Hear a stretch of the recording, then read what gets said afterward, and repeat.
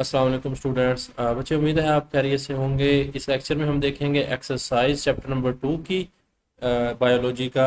आपको पता है चैप्टर नंबर 2 हम respiratory system human respiratory system पढ़ रहे हैं। तो बच्चे ये उर्दू मीडियम का लेक्चर मैंने अपलोड कर दिया है, ये इंग्लिश मीडियम के स्टूडेंट्स के लिए है। अच्छा बच्चे, एमसीक्यूज जो होते हैं एक्सरसाइज के एंड के और शॉर्ट और लॉन्ग होते हैं, यहाँ से अक्सर सवालात आते हैं। तो अगर कोई बच्चा पढ़ाई में कमज़ोर हो तो वो सिर्फ एक्सरसाइजेस को सॉल्व कर ले अच्छे तरीके से, पर शर्त यह है कि उसमें से फिर कुछ चीज़ ना छोड़े, तो फिर वो भी अच्छे नंबर ले सकता है। अच्छे नंबर से मुराद ये है कि तकरीबन वो 40 मार्क्स तक ले सकता है। ठीक है, बाकी ऊपर वाले 20 लेने के लिए आपको लेक्चर्स भी लेने पड़ेंगे, और लेक्चर्स के अंदर जो चीज़ें बारीकी में बताई जाती हैं मैं बताता भी हूँ। एमसीक्यूज और शॉर्ट जो आते हैं लेक्चर्स के अंदर से, वो अच्छे तरीके से बताता हूँ। तो इसमें बच्चे हम सबसे पहले एमसीक्यूज करेंगे, फिर शॉर्ट और लॉन्ग सारी चीज़ें करेंगे। सबसे पहले है ब्रीदिंग मीन्स, सांस लेने का क्या मतलब है। Breaking of carbon hydrogen bonds to produce energy. देखिए बच्चे, याद रखने का तरीका ये है कि जहाँ पे कार्बन हाइड्रोजन के बॉन्ड टूटने की बात आ जाए ना, वो सेलुलर रेस्पिरेशन की तारीफ है, वो ब्रीदिंग की तारीफ नहीं है। हमने ब्रीदिंग की, सेलुलर रेस्पिरेशन की और गैसेस एक्सचेंज की तारीफें पहले लेक्चर में ही कवर कर ली थी इस चैप्टर के। ठीक है, पहले सफ़े पे ये लेक्चर ये वाली चीज़ें।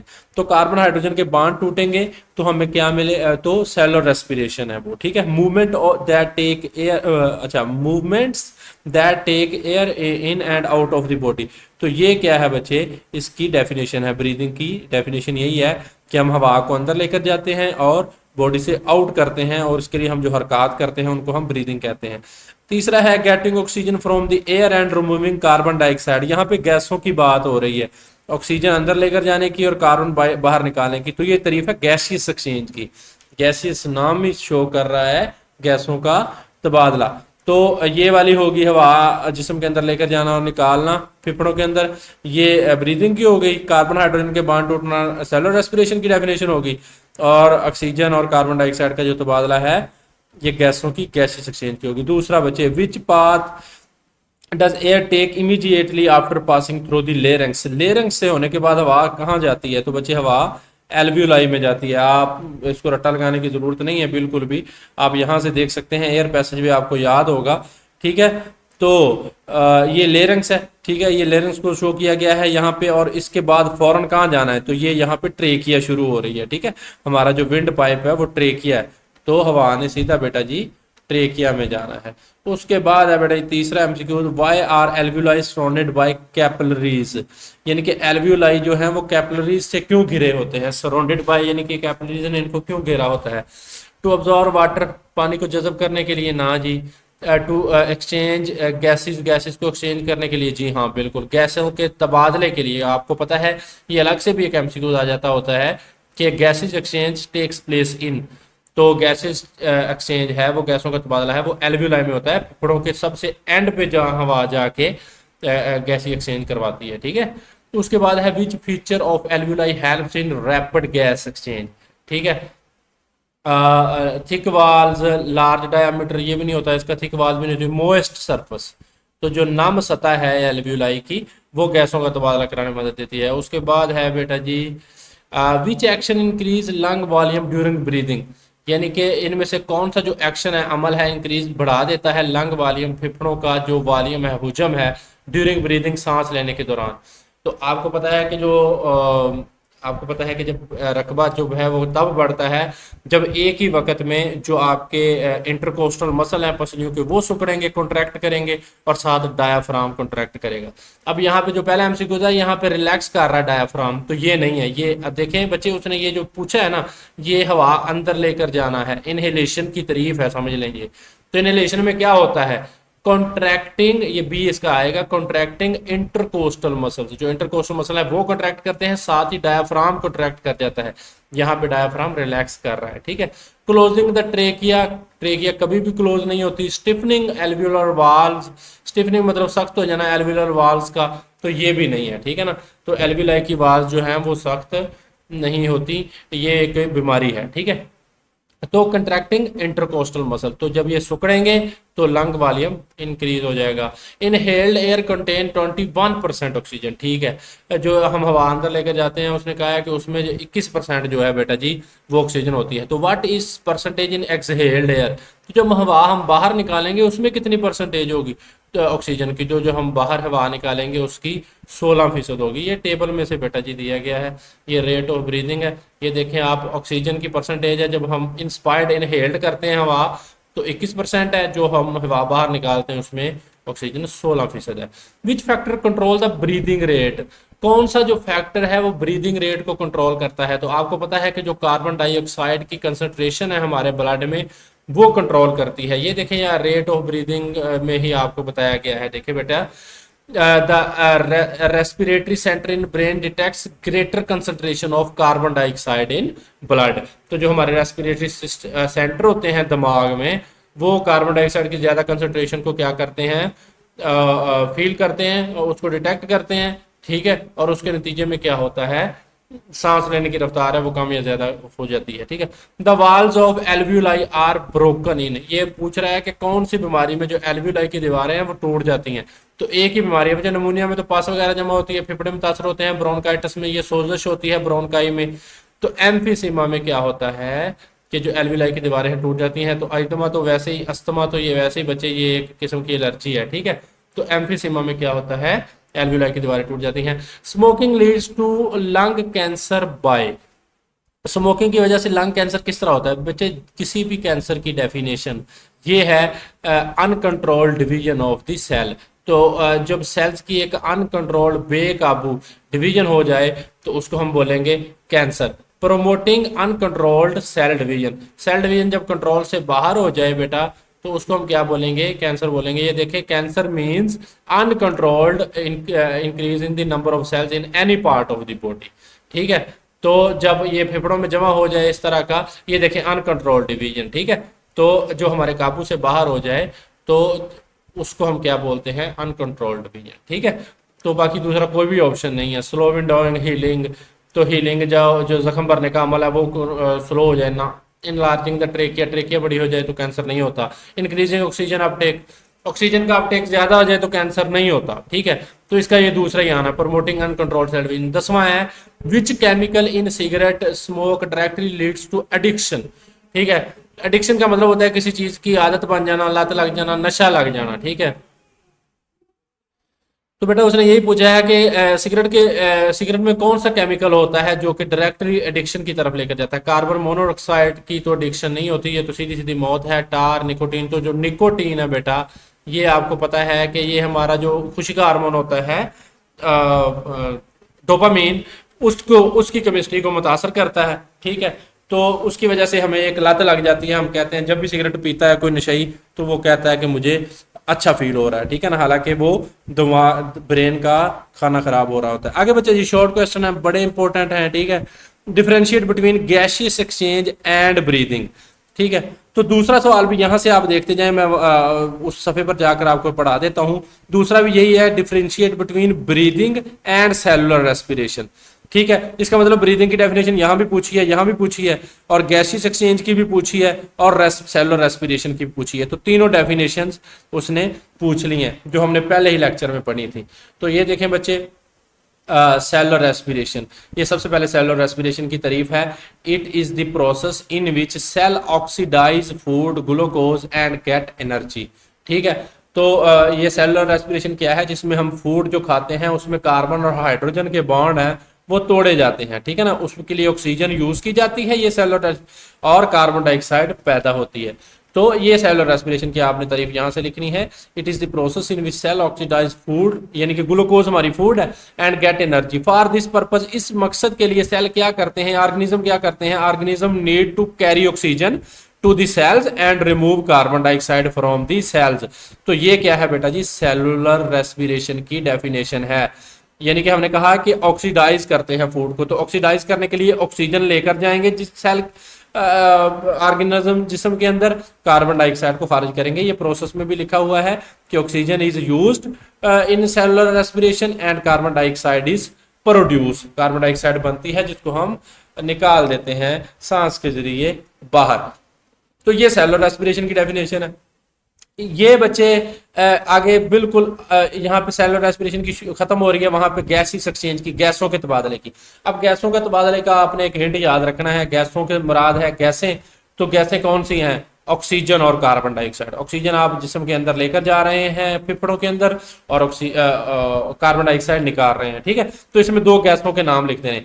गैसियस एक्सचेंज, गैसियों का तबादला, इज द प्रोसेस, वो प्रोसेस है in which oxygen present in the inhaled air in lungs moves into the blood and carbon dioxide from the blood moves into the air to the exhaled air to be exhaled। उसने कहा है कि gases exchange वो अमल है, ठीक है, जिसमें जो हवा हम अंदर लेकर गए हैं उसमें जो ऑक्सीजन है, ठीक है ना, तो वो खून के अंदर चली जाती है, और कार्बन डाइऑक्साइड जो खून में पहले शामिल हुई होती है, जो सेलुलर रेस्पिरेशन के अमल के दौरान बनकर आ रही है, वो क्या है, वापस जो है जो ब्लड से है वो हमारे फेफड़ों वाली हवा है जो उसमें शामिल होकर हवा के जरिए बाहर आ जाएगी, ठीक है। तो ये क्या है, गैसियस एक्सचेंज की तारीफ है। उसके बाद तीसरी तारीफ उसने पूछी है ब्रीदिंग की, तनफ्फुस की, ठीक है। तो ब्रीदिंग जस्ट एक अमल है, ठीक है। सेलुलर रेस्पिरेशन की पढ़ ली हमने, गैसियस एक्सचेंज की तारीफ पढ़ ली। तो ब्रीदिंग क्या है? Breathing is the process in which animals move air in and out of their body, ठीक है। it is done to get oxygen from air and to release carbon dioxide in it, बस, ठीक है। तो ये क्या है, ब्रीदिंग की तारीफ है। ब्रीदिंग की तारीफ सिंपल यही है कि जो हवा है हम उसको अंदर लेकर ले जाने के लिए और बाहर निकालने के लिए जो फिजिकल एक्टिविटी करते हैं उसको हम ब्रीदिंग कहते हैं, ठीक है ना। ब्रीदिंग की जो डेफिनेशन है, आप ये नहीं लिखनी तो आप ये भी लिख सकते हैं जो पहले ही एमसीक्यूज में पूछी है, ठीक है ना, कि movement that take air in and out of the body, यानी कि वो मूवमेंट्स हैं जो हवा हमारे जिस्म के अंदर और बाहर लेकर जाती हैं, बस ब्रीथिंग का यही मतलब है। बाकी सेलुलर रेस्पिरेशन का मतलब है कि कार्बन हाइड्रोजन के बांड तोड़ने हैं, और गैसियस एक्सचेंज का मतलब है कि कार्बन डाइऑक्साइड का और ऑक्सीजन दो गैसें हैं, इनका तबादला करवाना है, ठीक है। तो ये थी बच्चे दो डेफिनेशन, इसमें हमारी गैसियस एक्सचेंज की और ब्रीदिंग की भी कवर होगी, और ब्रीदिंग की डबल हो गई है यहाँ पे, ठीक है। यहाँ पे एक ही तारीफ लिखेंगे, सारी बात है आप, और सेलुलर रेस्पिरेशन की होगी। तीसरा, what is the function of cartilages present in the wall of trachea and bronchi. Bronchi और ट्रेकिया के अंदर जो बच्चे कार्टिलेज होता है उसका क्या फंक्शन है, ठीक है। तो यहाँ पे आप आएंगे ट्रेकिया एंड ब्रोनकाई वाले टॉपिक पे बेटा, ठीक है। ये जो चौथा पॉइंट बनाया है इन्होंने एयर पैसेज वे का, ठीक है, सफा नंबर है आपका, अल्लाह भला करे, 15। अच्छा, okay, in the walls of trachea, यहाँ पे आपने लिखना है यहाँ से, ठीक है। In the walls of trachea, trachea की दीवारों में C shaped cartilage, C shape का कार्टिलेज होता है, आर प्रेजेंट, ठीक है।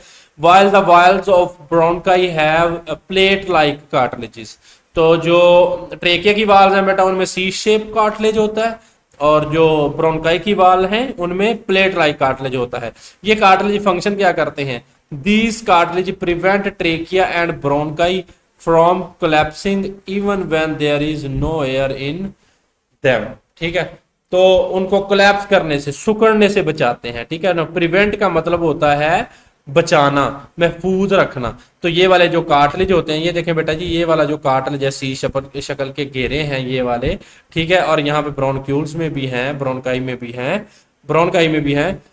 तो ये वाले जो घेरे हैं बेटा, ये क्या करते हैं, ये इनको सुकड़ने से बचाते हैं, कोलैप्सिंग से। So these cartilage prevent trachea and bronchi from collapsing even when there is no air in them, ठीक है। तो ये आपने इसका आंसर लिख देना है। उसके बाद है बेटा जी सवाल number 4, what is the average breathing rate in human at rest and during exercise, यानी कि एक्सरसाइज के दौरान और एक्सरसाइज से पहले नॉर्मल हालात में जो ब्रीदिंग रेट है वो कितना होता है। तो द रेट ऑफ ब्रीदिंग है बेटा।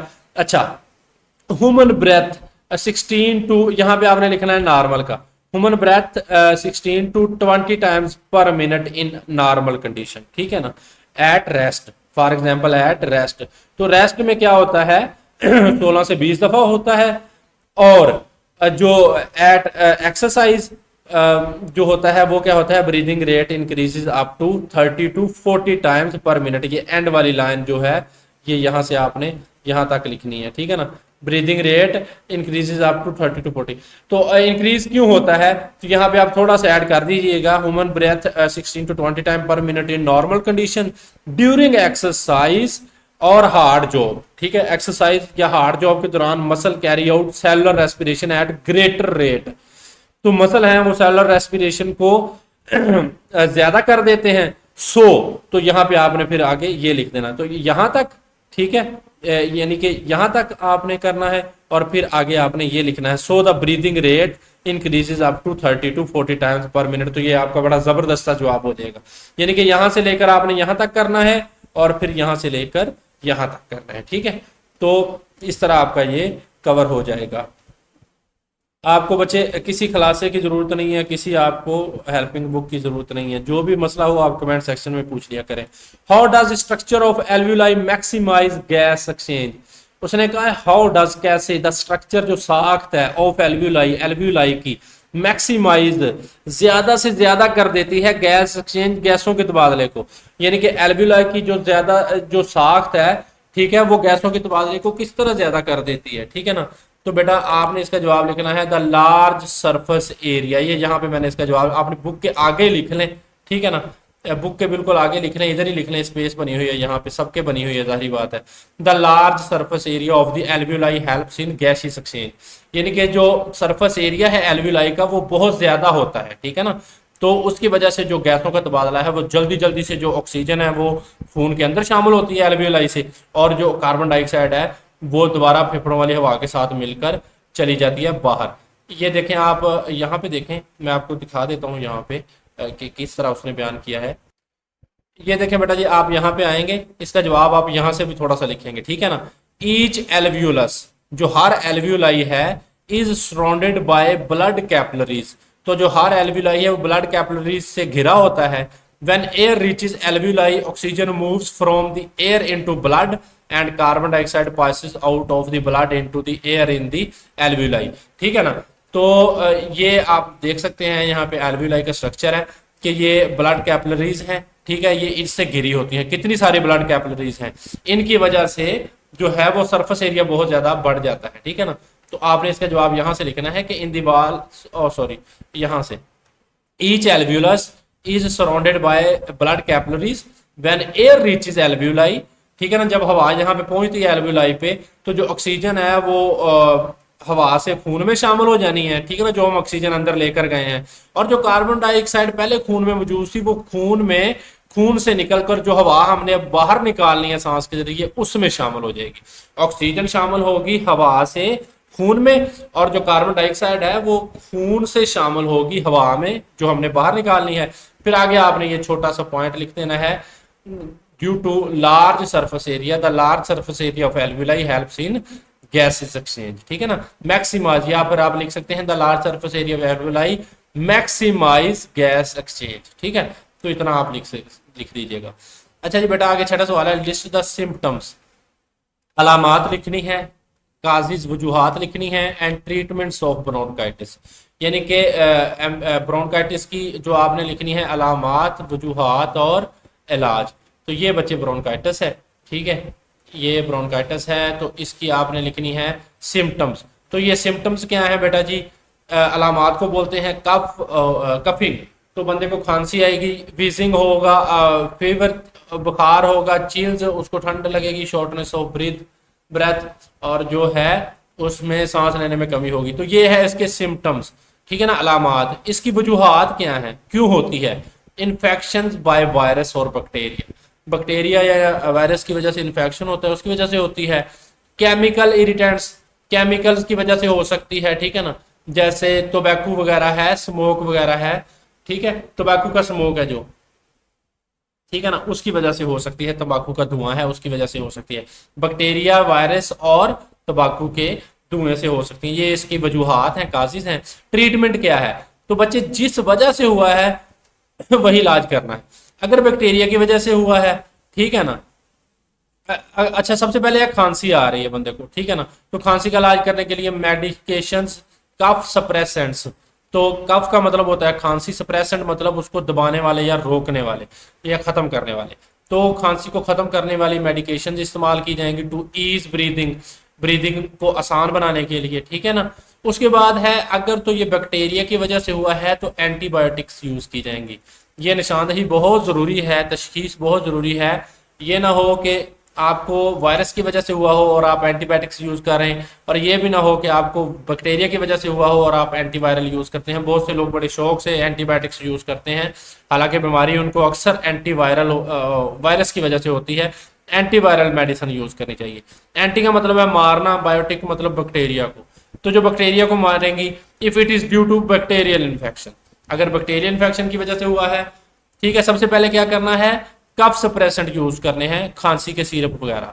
दूसरा एंटीबायोटिक्स यूज करनी है if it is due to bacterial infection. तीसरा एंटीवायरल मेडिकेशन यूज करनी है if it's due to viral infection, ठीक है। तो avoiding irritants like smoke and pollution, smoke और पोल्यूशन वगैरह से आपने परहेज करना है, दूर रहना है, ठीक है। उसके बाद है बेटा जी 7वां, mention the symptoms and treatments of emphysema.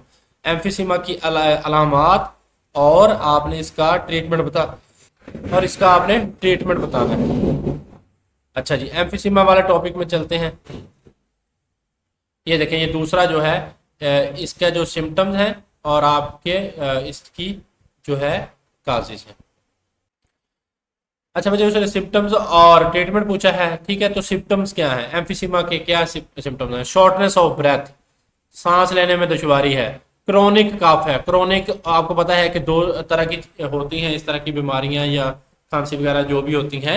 एक क्रोनिक होती हैं जो लंबे अरसे तक चलती हैं, एक एक्यूट होती हैं जो शदीद होती हैं, थोड़े अरसे के लिए होती हैं लेकिन शदीद होती हैं। तो क्रोनिक कफ है, ये बहुत ज्यादा देर तक चलेगी, विद और विदाउट म्यूकस, बलगम या बलगम के बगैर आएगी। वीजिंग एंड ये सीटी वगैरह, ठीक है, सांस की खरखराहट, गरगराहट जो है, ठीक है ना। चेस्ट टाइटनेस और सीने में जो है वो जकड़ाव वगैरह आपको महसूस होगा, ठीक है। तो ये है सिम्टम किसके, ये एम्फीसीमा के अलामात हैं। इसका इलाज उसने पूछा है, तो इलाज क्या है, medication to relieve cough and breathing problems. तो जो खांसी और सांस लेने में दुश्वारी आ रही है, जो मसाइल आ रहे हैं, उनकी मेडिसिन।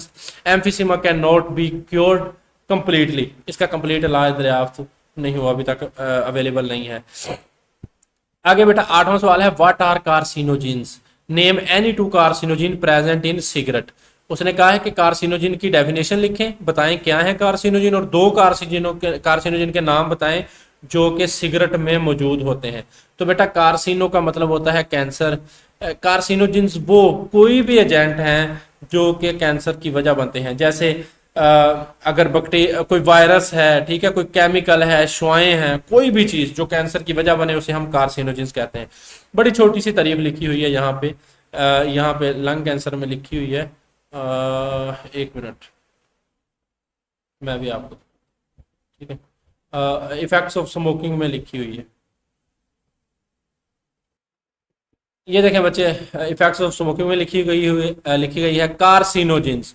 तो कार्सिनोजिन के आगे ब्रैकेट में लिखा है काज कैंसर इन ह्यूमंस, तो ये इसकी डेफिनेशन है छोटी सी। तो कार्सिनोजिन्स आर केमिकल्स, आपने लिखना है आगे are chemicals that cause cancer in humans, ठीक है। तो ये आपने इसकी तारीफ लिखनी है छोटी सी, अपने पास से ये दो लफ्ज लिखने हैं आपने जो मैंने बताए हैं। उसके बाद इसकी एग्जाम्पल क्या है, तो सिगरेट के धुएं में 4000 केमिकल पाया जाता है, उसमें जो 69 है, 69 है, वो कैंसर पैदा करने वाले केमिकल्स हैं। तो उनमें दो के नाम उसने पूछे, तो आपने दो के नाम बताने, एक टार है सिगरेट के धुएं में और एक क्या है, बेंजीन है। तो ये दो नाम हो गए, बस इतना ही है आपका, ठीक है ना, इधर से लेकर इतना ही है आपने। तो ये आपका 2 नंबर का सवाल हो गया, ठीक है ना, टार एंड बेंजीन, ये आपने नाम याद रखने हैं बेटा। उसके बाद बच्चे complete the following table. Oxygen उसने कहा है जो हम अंदर लेके जा रहे हैं उसकी 21% है मिकदार, जो बाहर निकाल रहे हैं उसकी 16% है। बट ये ना ऊपर से आपको एमसीक्यूज भी आया था आगे, ठीक है ना, ये देखें ये आगे एमसीक्यूज भी आया था। ये वो टेबल है रेट ऑफ ब्रीदिंग वाला। कार्बन डाइऑक्साइड हम जो बाहर निकाल रहे हैं एक्सपायर्ड एयर में, वो ज्यादा होनी चाहिए, क्योंकि कार्बन डाइऑक्साइड अंदर बढ़ रही है तो बाहर निकालनी है, वो ज्यादा होगी। जो हम अंदर लेकर जाएंगे, अंदर तो हम ऑक्सीजन लेकर जाते हैं ना, तो ये सिर्फ 0.04% है, यानी कि बिल्कुल माइनर सी, ठीक है। तो ये इसका ये आ जाएगा। उसके बाद है नाइट्रोजन, बेटा अंदर लेकर जा रहे हैं वो भी 79% है, जो बाहर निकाल रहे हैं वो भी 79% है। आगे बच्चे ये है डिटेल आंसर है, लॉन्ग क्वेश्चन। लॉन्ग तो इस चैप्टर से आना नहीं है, लेकिन ये जो लॉन्ग है ये शॉर्ट के तौर पर बहुत इंपॉर्टेंट है। इनमें से एक एक पॉइंट मिसाल के तौर पर उसने पूछा है explain the process of inhalation and exhalation, तो ये बिल्कुल छोटा सा है, स्टेप बाय स्टेप आपने इसका बताना है। तो यहाँ पे लेक्चर मौजूद है, अगर मैं सारा कुछ बताऊंगा यहाँ पे तो बच्चे वो तो फिर समझ लो कि पूरा चैप्टर रिवाइज करने वाला एक बात हो गई, ठीक है ना, 2-3 घंटे का लेक्चर हो जाएगा। तो मैकेनिज्म ऑफ ब्रीदिंग हमने पढ़ा था, इनहेलेशन है, ठीक है, सांस अंदर लेकर जाना, और एक्सहेलेशन है। तो इसके स्टेप्स हैं वो यहाँ पे लिखे हुए हैं, ठीक है ना। तो इनहेलेशन में क्या होता है, कौन कौन से ये इवेंट्स जो लिखा हुआ है ना बच्चे, इवेंट्स, ठीक है ना, तो ये क्या है, ये स्टेप्स हैं बेसिकली। तो क्या होता है कि इंटर इनहेलेशन में जब हम सांस अंदर लेकर जाते हैं तो इंटरकोस्टल मसल हैं वो कॉन्ट्रैक्ट करते हैं, डायाफ्राम भी कॉन्ट्रैक्ट करता है, लेकिन एक्सहेलेशन में टोटली इसके उल्ट होता है, ठीक है ना। तो जब हम सांस बाहर निकालते हैं तो क्या होता है कि इंटरकोस्टल मसल भी रिलैक्स कर जाते हैं और डायाफ्राम भी रिलैक्स कर जाता है, ठीक है ना। तो ये दोनों उल्ट काम हो रहे हैं। बाकी आप इसमें से देख लीजिएगा, ये शॉर्ट क्वेश्चन है, मैंने ये बड़े डिटेल से लेक्चर दिए हुए हैं, आप लेक्चर लाजमी सुनेगा, मैकेनिज्म ऑफ ब्रीदिंग वाला बड़ा इंटरेस्टिंग भी है, और प्रैक्टिकली भी मैंने आपको बताया कि आप बैठे बैठे भी किस तरह कर सकते हैं इसको, सांस को आप एग्जामिन कर सकते हैं। उसके बाद बच्चे write short note on the major parts of the human air passage way, ये बड़ा इंपॉर्टेंट शॉर्ट क्वेश्चन है। यहाँ पे तो लॉन्ग क्वेश्चन के तौर पर दिया गया है ना, तो आपने शॉर्ट नोट लिखना है ना, तो यहाँ पे आपने बच्चे ये तो शॉर्ट नोट जब आप लिखेंगे तो लॉन्ग आएगा किसी साल, तो तभी लिखेंगे, लेकिन यहाँ पे आपने इसका मैं आपको बताता हूँ कि ये शॉर्ट किस तरह पूछा जाता है। शॉर्ट क्वेश्चन के तौर पर बेटा जी ये बड़ा ना पूछा जाता है, किस तरह आपने करना है कि उसने पूछना है कि जो एयर पाथवे है ना वो बयान करें, एयर पैसेज वे बयान करें। ये शॉर्ट क्वेश्चन है, बड़ा इंपॉर्टेंट कि उनके नाम लिखने हैं, सिर्फ आप नाम लिख देंगे ना। ये सबसे पहले आपने लिखना है कि हवा नोस्टल्स में जाएगी, फिर नेजल कैविटी में जाएगी बेटा जी, ठीक है, फिर फेरेंक्स में जाएगी हवा, यहाँ पे जो कि मुश्तरका रास्ता है फूड के लिए और हवा के लिए, ठीक है। फिर उसके बाद बच्चे लेरेंक्स में जाएगी, फिर ट्रेकिया में जाएगी, फिर ब्रोनकाई में जाएगी, फिर ब्रोनक्यूल में जाएगी, और फिर क्या है एल्व्यूलाई में जाके यहाँ पे गैसों का तबादला होगा। तो ये एयर पैसेज वे के आपने नाम लिखने हैं, और इसकी तरतीब बहुत इंपॉर्टेंट है एमसीक्यूज के लिए, वो तरतीब उल्ट कर देता है। वो कई दफा ना एल्व्यूलाई पहले लिख देता है, फिर फेरेंक्स, फिर नेजल कैविटी या नोस्टल्स।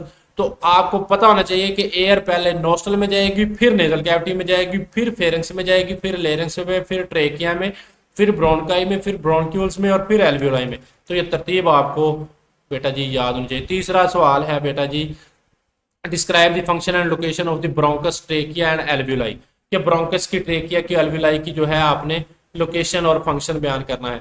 तो ये ब्रोंकस और ट्रेकिया और ब्रोंकस है, ये आपको पता है कि जब ये एयर पाइप है हमारा, विंड पाइप है, ठीक है, जब जब जा रहा है तो ये दो हिस्सों में तकसीम हो जाता है, फेफड़ों के अंदर जब दाखिल होता है। इन दोनों को हम ब्रोंकाई बोलेंगे, ये जमा को, अगर वाहद को बोलेंगे तो ब्रोंकस बोलेंगे, ठीक है ना। तो ये इनकी लोकेशन है, यहाँ पे ये बयान की गई है, ठीक है ना। तो ये आपने अच्छे तरीके से इसको कर लेना है। इसका बस आपने ये कंसेप्ट पढ़ना है इसमें से कि ये 12 सेंटीमीटर लॉन्ग ट्यूब है, और जब ये इंटर होती है तो ये इस तरह तकसीम हो जाती है। और ब्रोनक्यूल्स की क्या है कि ये ब्रोनक्यूल्स हैं जो जब ब्रोनकाई चलते हैं तो ये कंटिन्यू डिवाइड करना शुरू कर देते हैं, ठीक है ना। ये देखें आप, यहाँ पे ये ब्रोनकाई हैं, ये जा रहे हैं, तो फिर भी ये तकसीम होते ही जा रहे हैं। ये देखें आप, यहाँ पे देखें, यही बात उसने की है कि ये स्मॉल ट्यूब्स में तकसीम होना शुरू हो जाते हैं, जिन्हें हम ब्रोनक्यूल्स कहते हैं। तो ये इनसाइड लंग्स, उसने लोकेशन पूछी है तो ये भी लंग्स में ही है, ठीक है ना। तो ये आपने इसकी ये लोकेशन बयान करनी है। उसके बाद what are the possible causes of lung cancer, lung cancer के जो वजूहात क्या हैं, ठीक है। तो ये यहाँ पे आप लंग कैंसर की तरफ जाएं बेटा, तो ये काजेज हैं, ये काजेज लिखे हुए हैं लंग कैंसर के, ठीक है ना, फेफड़ों के कैंसर के। कार्सिनोजेंस हैं, तंबाकू के, देखें बच्चे ये शॉर्ट क्वेश्चन है, ठीक है ना। तंबाकू स्मोक है, आयोनाइजिंग रेडिएशन है, वायरल इन्फेक्शन है, वायरस की वजह से, पैसिव स्मोकिंग है, जो खुद स्मोकिंग नहीं करता लेकिन जब दूसरे कर रहे होते हैं तो उनका धुआं से मुतासर करेगा, जिस बंदे को उसे हम कहेंगे ये पैसिव स्मोकिंग कर रहा है।